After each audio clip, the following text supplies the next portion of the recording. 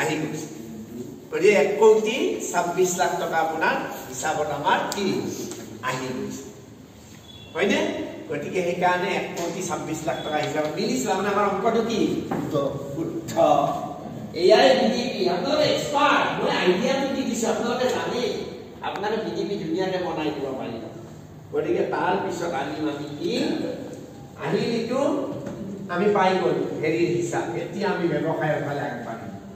activities demand ললো আমি এতিয়া চাব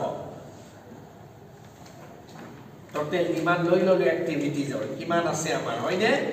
এতিয়া চাব আমি আনি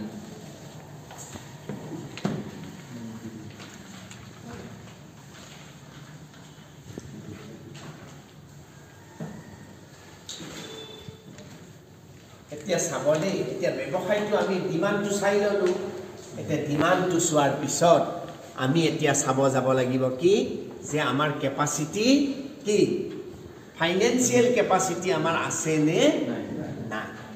ফাইনান্সিয়ালি আমি ব্যৱসায়টো কৰাৰ কাৰণে কেপেবল হয় নে নহয় that is called financial strength financial position of the society financial position to ক'ত হ'ব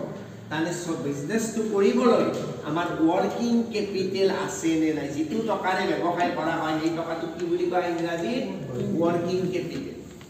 যে মই এখন চামৰ দোকান মোক কিমান লাগে 20,000 টকা লাগে সৰুকে এই 20,000 টকাটো হল ওয়ার্কিং ক্যাপিটাল সেই টকাটো আছে নে নাই এই বস্তুটো আপুনি চাব এই বস্তুটো চোৱাৰ কাৰণে এই বস্তুটো আপুনি চাব লাগিব ফাইনান্সিয়াল পজিশন এই লিষ্টখন চাব লাগিব এই লিষ্টখন কেনেকৈ চাম আমি 3টা বছৰৰ উলিয়াব লাগিব ইয়াত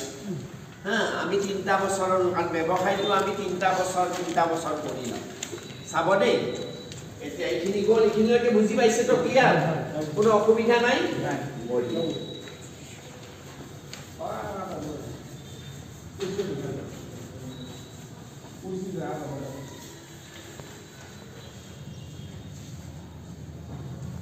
এতিয়া চাব ফাইনান্সিয়াল পজিশন এতিয়া বিজনেস পটেনশিয়ালিটি আমাৰ আছে হয়নে কনজিউমাৰ বিজনেসৰ বিজনেস পটেনশিয়ালিটি আমাৰ আছে হ'ল এতিয়া আমি ফাইনান্সিয়াল পজিশন চাম ফাইনান্সিয়াল পজিশন কেনেকৈ চাম